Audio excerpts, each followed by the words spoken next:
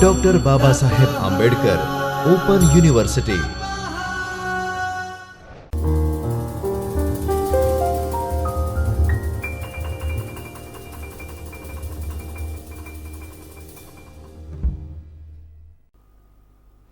नमस्कार, doctor Baba Saheb Ambedkar open university के चैतन्य studio में आप सभी का स्वागत है।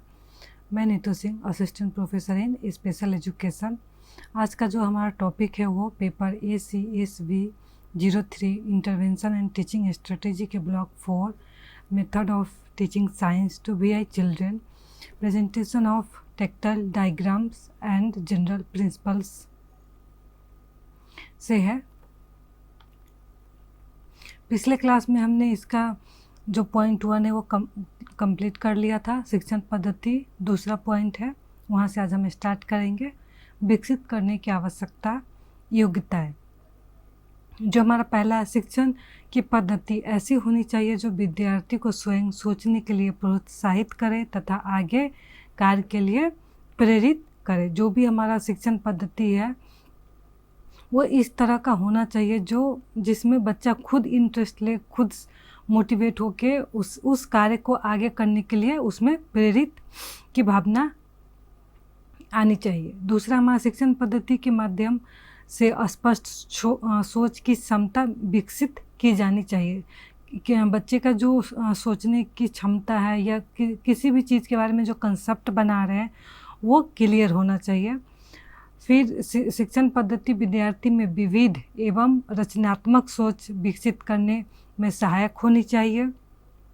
कि बच्चे के अंदर अलग अलग तरह का और जो रचनात्मक क्षमता है किसी चीज़ के बारे में सोचने में, बनाने में, वो भी बच्चे में विकसित हो। शिक्षण के माध्यम से बच्चों में कुछ नैतिक मूल्यों और सामाजिक मूल्यों को भी विकसित किया जाना चाहिए।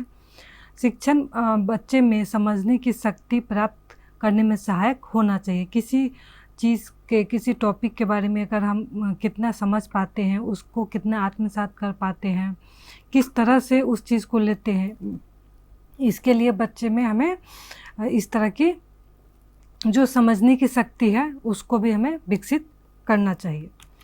फिर यह ऐसा होना चाहिए जिससे बच्चे की अपने आप में रुचि बनी रहे। अगर किसी पाठ को, चैप्टर को करते हैं तो उसे और आगे करने का बच्चे में रुचि होना चाहिए। उससे रिलेटेड बच्चा बोरिंग फील ना करे या उससे करने में अच्छा ना लगे, मन ना लगे।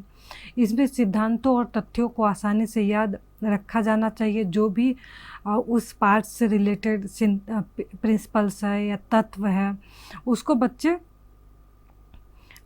याद रखना तो बच्चे के लिए आसानी हो और वो उसको रख पाए। इसमें बच्चे को ज्ञान का एक सक्रिय स्वतंत्र साधक बनाना चाहिए। फिर यह छात्र को प्रभावी ढंग से ज्ञान प्राप्त करने का अधिकार देता है और अर्थ की भावना प्रदान करता है ताकि वो ज्ञान स्थानांतरित कर सके। जो भी हम इंफॉर्मेशन या ज्ञान लेते हैं उसको एक जगह से लिया दूसरे किसी और चीज़ में हमें अप्लाई करना है या दूसरे जगह पे हम किस तरह से उसका उपयोग कर सकते हैं, किस तरह से हम उस ज्ञान को प्राप्त करते हैं और ज्ञान को प्राप्त करने का जो अधिकार है वो भी बच्चे को मिलना चाहिए। शिक्षण अधिगम में अपनाए जाने वाले 2 दृष्टिकोण नीचे दिए गए हैं। जो पहला है हमारा सामग्री दृष्टिकोण और दूसरा है हमारा कार्य दृष्टिकोण। दोनों स्वीकार है। कुछ शिक्षण विधियाँ हैं जिनका हर जगह पालन किया जाता है और दृष्टिबाधित बच्चों की शिक्षा के लिए उन्हें अधिक प्रभावी पाया गया है। वे एक दूसरे से अलग नहीं है बल्कि एक दूसरे में भागीदार है।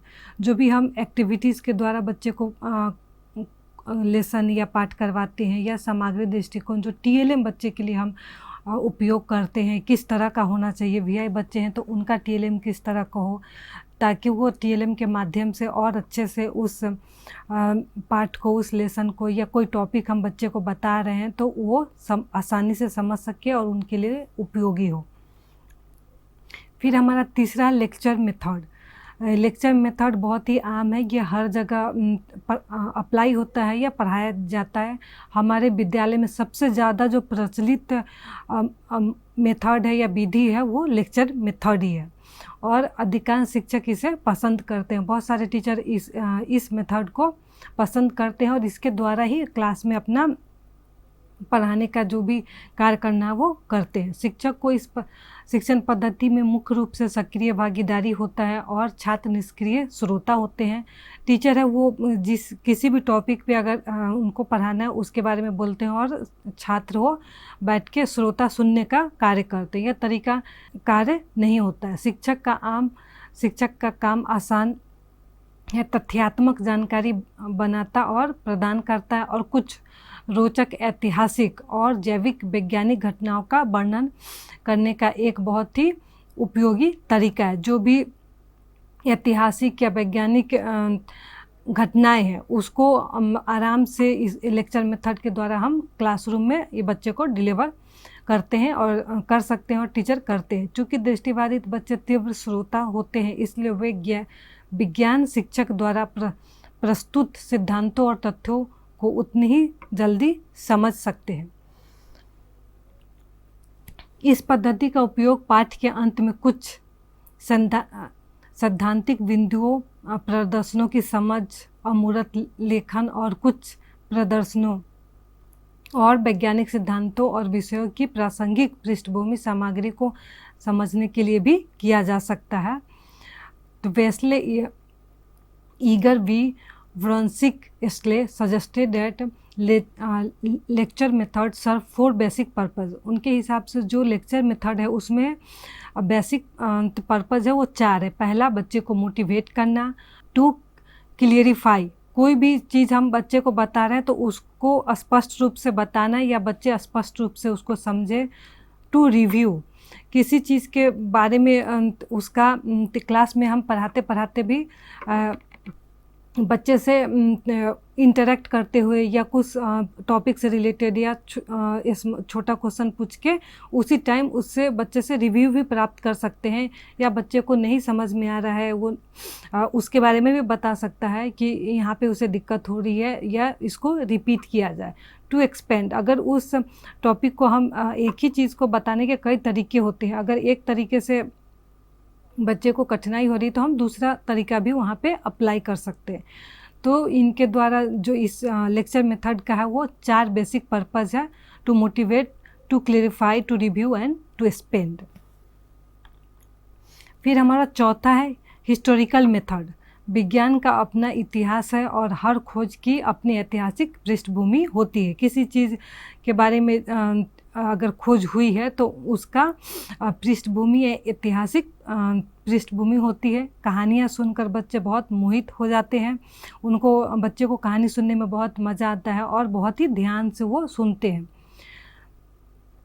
उनकी रुचि बढ़ती है। शिक्षक एक रोचक कहानी के माध्यम से अपने विषय का परिचय दे सकता है। अगर किसी विषय से रिलेटेड कोई नया टॉपिक है तो उसको रोचक बनाकर और कहानी के रूप में बच्चे के सामने प्रस्तुत की जा सकती है। जैसे आर्किमेडीज का सिद्धांत, न्यूटन्स लॉ, भाप इंजन, टेलीविज़न, कंप्यूटर आदि। हालांकि इस पद्धति को विज्ञान शिक्षा की पद्धति के रूप में नहीं अपनाया जा सकता है, फिर भी यह सुझाव दिया जाता है कि जहां भी संभव हो ऐतिहासिक पद्धति का उपयोग किया जाना चाहिए।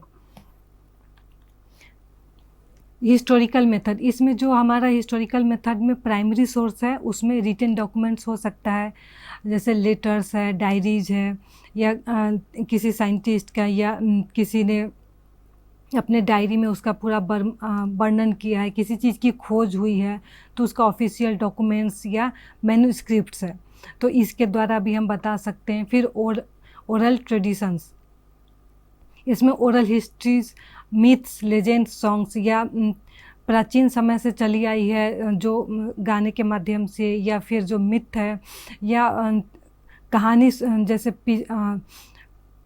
हमारे दादी नानी ने हमको सुनाया, हम अपने बच्चे को सुना रहे, इस तरह से जो ओरली कहानी के माध्यम से या हम सुनते आ रहे हैं और अभी तक भी वो कंटिन्यू होता जा रहा है।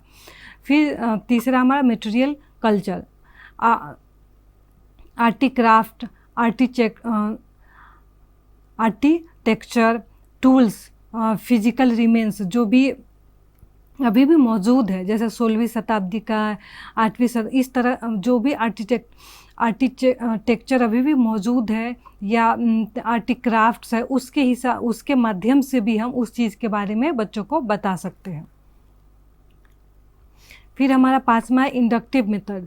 विज्ञान शिक्षा का उद्देश्य बच्चों को स्वयं सत्य की खोज करने के लिए प्रेरित करना है। इस विधि में विभिन्न प्रक्रिया इस प्रकार है। जो पहला है, प्रदान की गई सामग्री का निरीक्षण। कोई भी अगर हम बच्चे को सामान दे रहे हैं तो उसका वो अपने हिसाब से उसको ऑब्जर्व करे, उसका निरीक्षण करे, उसमें क्या है, किस लिए है, कैसे है, इसके बारे में जाने। दूसरा है अंतर और समानताएं खोजना। अगर दो चीज़ है तो इस दोनों में क्या अंतर है, और अगर दोनों चीज़ में क्या सामान्य चीज़ें हैं, या उनमें कौन सा निष्कर्ष और सामान्यीकरण। अगर उन्होंने उसको ऑब्जर्व कर लिया है, निरीक्षण कर लिया, तो उसके हिसाब से वो अपना निष्कर्ष भी दे सकते हैं कि ये इस तरह से होता है, या इसमें ऐसे समान बातें इन दोनों चीज़ों में। फिर हमारा 5वां उपयोग और सत्यापन। इसका उपयोग किस तरह से होगा, और इसमें जो चीज़ें फैक्ट है वो किस तरह का है, और किस तरह से इस फैक्ट को हम इस्तेमाल कर सकते हैं। समानता यह विधि विशेष से समान तथा ठोस से अमूर्त की ओर ले जाती है। चूँकि दृष्टिबाधित बच्चे दृष्टि के मामले में अनुभवहीन होते हैं, इसलिए अवधारणा के विकास के लिए धीरे धीरे अधिक ठोस अनुभव से अधिक अमूर्त अवधारणा की ओर ले जाने अधिक वांछनीय है। क्योंकि वह बच्चे किसी चीज़ को या वस्तु को देख नहीं पा रहे हैं, तो वो देखने का अनुभव उनके पास नहीं है, लेकिन उस चीज़ को अगर उनको दिया जाए टेक्टाइल के रूप में, तो उसको अनुभव कर सकते हैं। तो यहाँ पे बच्चे को ठोस अनुभव से अमूर्त की ओर किसी भी टॉपिक से रिलेटेड है तो उस तरफ ले जाना हमें बच्चे के लिए भी मददगार होता है। उन्हें समझने में और उसके बारे में जानने में आसानी होती है, और एज ए टीचर भी हमें इस तरह से पढ़ाने में आसानी होती है। फिर हमारा नेक्स्ट है डिडक्टिव मेथड। यह विधि समान सत्य से, व्यक्तिगत सत्य और अमूर्त तथ्यों से ठोस तथ्य प्राप्त करती है। जो अमूर्त है या कल्पनाई है, उससे हमें कंक्रीट ठोस पे आना होता है। इसमें छात्र को नियम, सामान्यीकरण और सिद्धांत दिए जाते हैं। व्यक्तिगत उदाहरणों का उपयोग कर सत्यापन करने को कहा जाता है। इस विधि से शिक्षक का कार्य आसान हो जाता है। प्राथमिक स्तर के बच्चों के लिए बहुत ही उपयुक्त है। जैसे मैथ्स का किसी समस्या को हल करने के लिए इस विधि के लिए एक विशेष रणनीति या सूत्र की आवश्यकता होती है, जो बहुत याद करने की ज़रूरत है। अच्छे शिक्षण में आगमन विधि से पहले निगमन, अच्छे शिक्षण में आगमन विधि से पहले निगमन विधि आना चाहिए। और दोनों में डिफरेंस क्या है? आगमन विधि और निगमन विधि। जो पहला है उदाहरण से नियम की ओर, और इसमें है नियम से उदाहरण की ओर। दूसरा है स्थूल से सूक्ष्म की ओर, और निगमन में है सूक्ष्म से स्थूल की ओर। फिर तीसरा है विशिष्ट से सामान्य की ओर, और इसमें है समान से विशिष्ट की ओर। लास्ट हमारा ज्ञात से अज्ञात की ओर, इसमें अज्ञात से ज्ञात की ओर। फिर हमारा 7वां है समन्वय विधि, सिंक्रोनाइजेशन मेथड। विज्ञान पद्धति स्पर्श, दृष्टि और समन की इंद्रियों के उपयोग और विकास को सुनिश्चित करती है। यह विधि दृष्टिबाधित बच्चों के लिए अधिक उपयुक्त है, क्योंकि जो चीज़ें ज्ञात है वह धीरे धीरे अज्ञात की ओर बढ़ रही है। इसकी सहायता से बच्चों की तर्क शक्ति निखर के आती है, या तर्क करने का जो स्किल्स है, शक्ति है, वो बच्चे में इससे डेवलप्ड होता है। फिर हमारा 8वां है विश्लेषणात्मक विधि। यह पद्धति अज्ञान से ज्ञान की ओर बढ़ती है। यह निष्कर्षों से परिकल्पनाओं में बदल जाता है। यह विधि विशेष रूप से बड़े छात्रों के लिए अनुशंसित है, क्योंकि इससे जिज्ञासा का विकास होता है। विश्लेषणात्मक विधि छात्र के दिमाग को विषय की बेहतर समझ प्राप्त करने में मदद करता है।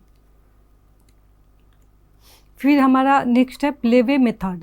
जहाँ तक दृष्टिबाधित बच्चों का सवाल है, विज्ञान की शिक्षा को अधिक रोचक और साहसिक बनाया जाना चाहिए। प्लेवे पद्धति औपचारिक तरीके से अवधारणा को विकसित करने पर जोर देती है। यहाँ बच्चे को यह महसूस नहीं होता कि वो किसी अवधारणा को समझने के लिए किसी विशेष पद्धति का पालन कर रहे हैं, क्योंकि जो भी हम बच्चे को सिखा रहे हैं या किसी चीज़ के बारे में बता रहे हैं और वो कंसेप्ट डेवलप्ड हो रहा है, वो उनका खेल के द्वारा हो रहा है, खेल के माध्यम से हो रहा है। तो उनको ये नहीं लगता कि मुझे ये काम करना है या मैं कर रहा हूँ।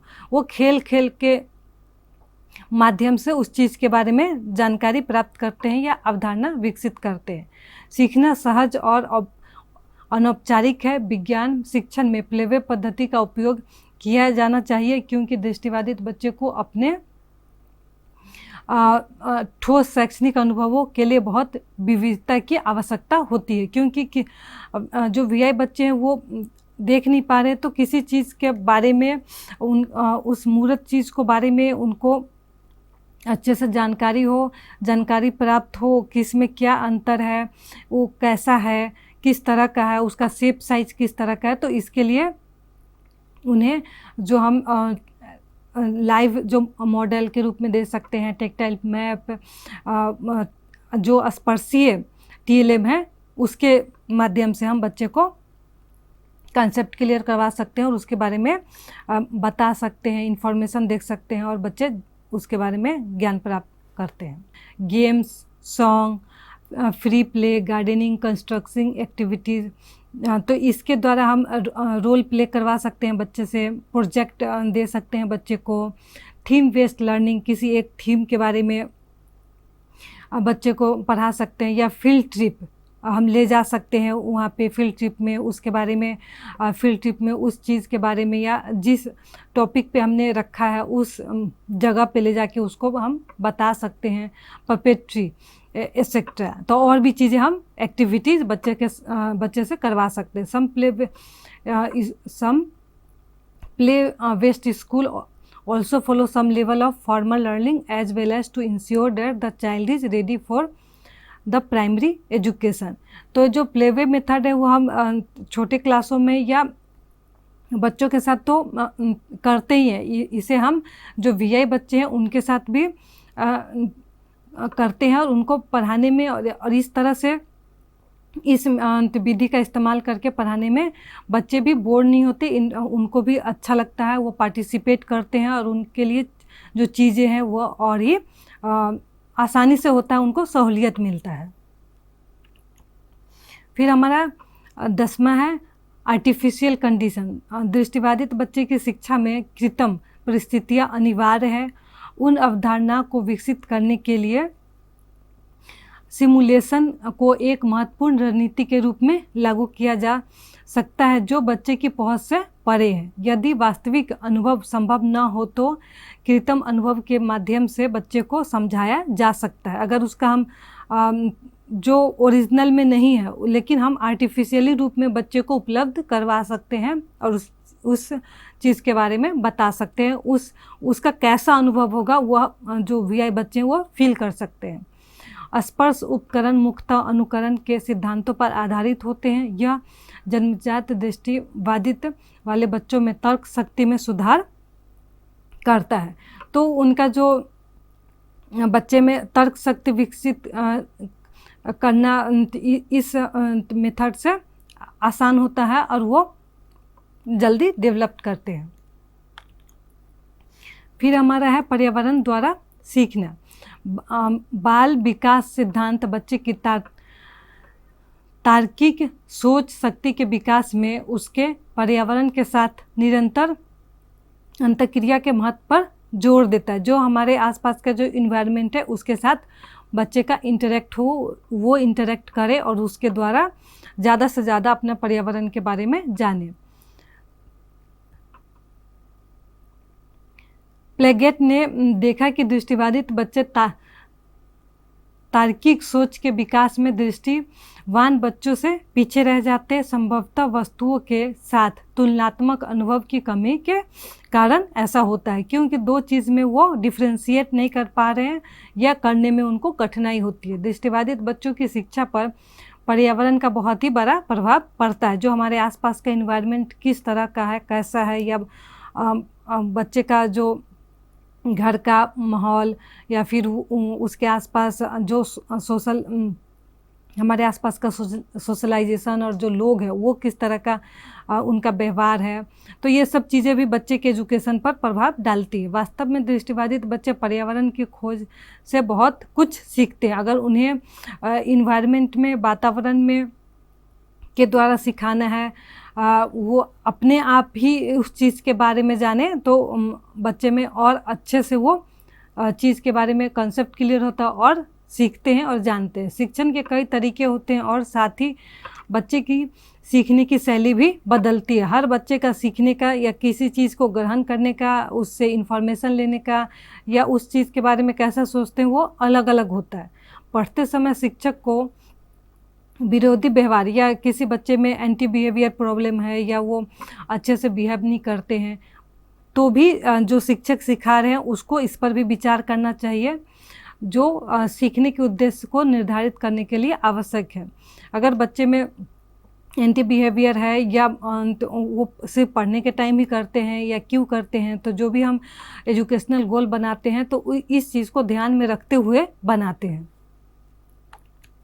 बच्चे के सीखने के इस विरोधी व्यवहार की गहन जांच के बिना मात्र पढ़ाना व्यर्थ होगा। अगर हम बच्चे का एंटी बिहेवियर का कारण क्या है, क्यों बच्चा ऐसा करते हैं, अगर वो नहीं हमें पता है या उसका हम कुछ नहीं कर रहे हैं, उस पर विचार ही नहीं कर रहे हैं, तो सिर्फ हम बच्चे को पढ़ा रहे हैं और बच्चा ग्रहण कर पा रहा है कि नहीं वो भी हमें पता नहीं है, तो इस तरह का पढ़ाना व्यर्थ है, बेकार है, उसका कोई मतलब नहीं है, क्योंकि बच्चे उससे कुछ सीख नहीं रहे। प्रतिबद्ध शिक्षक, सक्षम छात्र और मजबूत वातावरण दृष्टिबाधित वाले बच्चों को प्रभावी ढंग से शिक्षित करने में शामिल 3 प्रमुख कारक हैं। विज्ञान में कई दृष्टि उन्मुख अवधारणा और अनुभवों को ब्रेल विज्ञान पाठ्यपुस्तक, अनुकूलित शिक्षण सामग्री, स्पर्श शिक्षण सामग्री, अप्रभावी शिक्षण और ढीली शैक्षिक योजना और मूल्यांकन प्रणाली के कारण संबोधित नहीं किया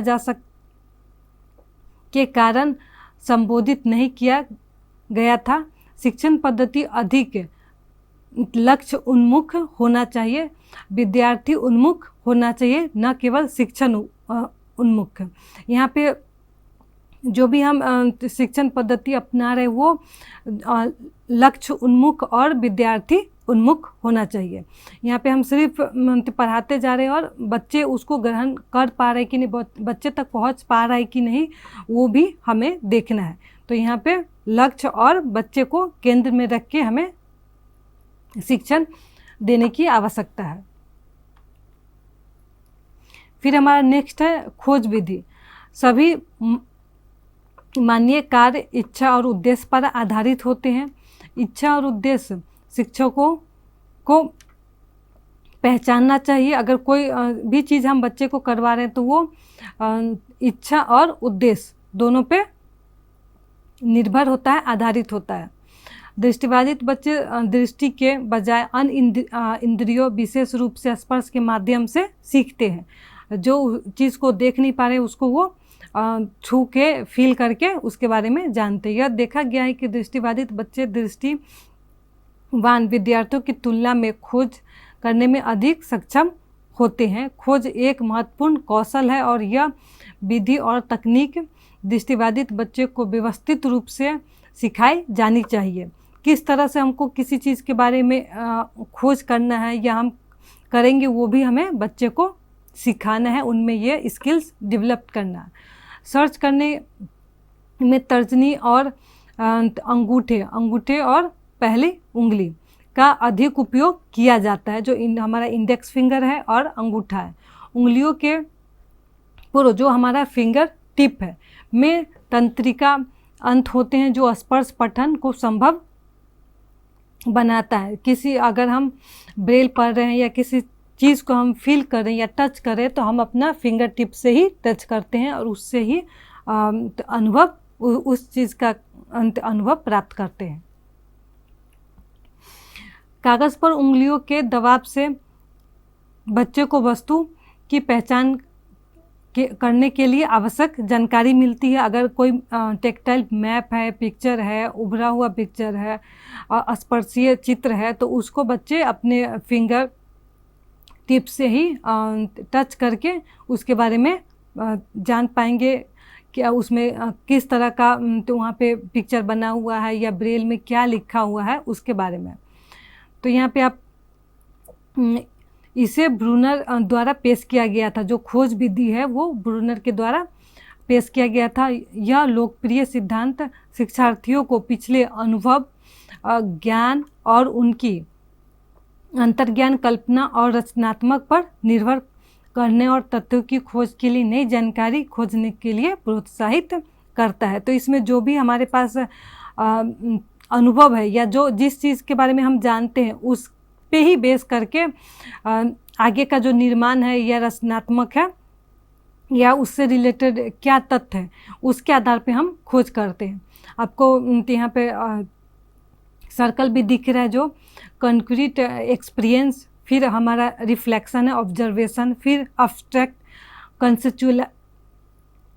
कंसेप्चुअलाइजेशन, उसके बाद फिर है एक्टिव एक्सपेरिमेंट। तो ये जो हमारा सर्कल है वो कंटिन्यू चलता रहता है। तो इसके हिसाब में इसके अनुसार ही या इसको फॉलो करके ही खोज विधि कार्य करती है और इस तरह से ये पूरा सर्कल को हम कवर करते हैं। फिर हमारा नेक्स्ट है प्रोजेक्ट मेथड। इस विधि का सार समूह में उपयोगी कार्य करना है जिसका सब कुछ विद्यार्थी सहयोग पूर्वक कार्य करते हैं। करके सीखना और जीवन द्वारा सीखना, इस पद्धति में दो सिद्धांत शामिल है। इस पद्धति में स्थितिजन सेटिंग या सिचुएशनल सेटिंग, योजना चयन, कार्यान्वयन, मूल्यांकन और रिपोर्टिंग शामिल है। इस विधि में दृष्टिबाधित बच्चों के साथ साथ दृष्टिवान बच्चे भी सक्रिय रूप से भाग ले सकते हैं और दृष्टिवान बच्चे हैं मदद के लिए एक उपयुक्त गतिविधि चुन सकते हैं। तो यहाँ पे प्रोजेक्ट मेथड है वो हम ग्रुप में भी दे सकते हैं या एक प्रोजेक्ट एक बच्चे को भी दे सकते हैं। अगर इंक्लूसिव सेटअप है तो वहाँ पे हम VI बच्चे और एक जो साइटेड बच्चा है उनको भी हम दोनों बच्चों को एक साथ एक प्रोजेक्ट में रख सकते हैं। तो इससे विद्यार्थी में सहयोग की भावना भी उत्पन्न होगी और जो साइटेड बच्चा है वो ये भी देख सकता है कि मैं जो VI बच्चा है उसको किस तरह से मदद कर सकता हूं और दोनों मिलके किस तरह से ये प्रोजेक्ट कंप्लीट कर सकते हैं और किस तरह से इसमें अपना दोनों बच्चे योगदान कर सकते हैं, एक दूसरे की बातें को समझ सकते हैं कि मैं इस तरह से करता हूं या इस चीज़ को हम ऐसे करें। तो दोनों एक दूसरे का भावना को समझे, बातों को समझे और साथ में मिलके उस प्रोजेक्ट को पूरा करें। जैसे प्रोजेक्ट मेथड है वो बच्चे अपने आप में अपने दोस्तों के साथ या ग्रुप में एक दूसरे से इंटरेक्ट होते हैं, एक दूसरे को जानते हैं और एक दूसरे को सहयोग देना चाहते हैं, सहयोग करते हैं और एक अच्छा जो क्लासरूम का है या बच्चे के आस पास में जो वातावरण है वो भी अच्छा डेवलप्ड होता है। तो आज के लिए हम यहीं तक रखते हैं। नेक्स्ट क्लास में हम इसके आगे का पोर्शन करेंगे। धन्यवाद।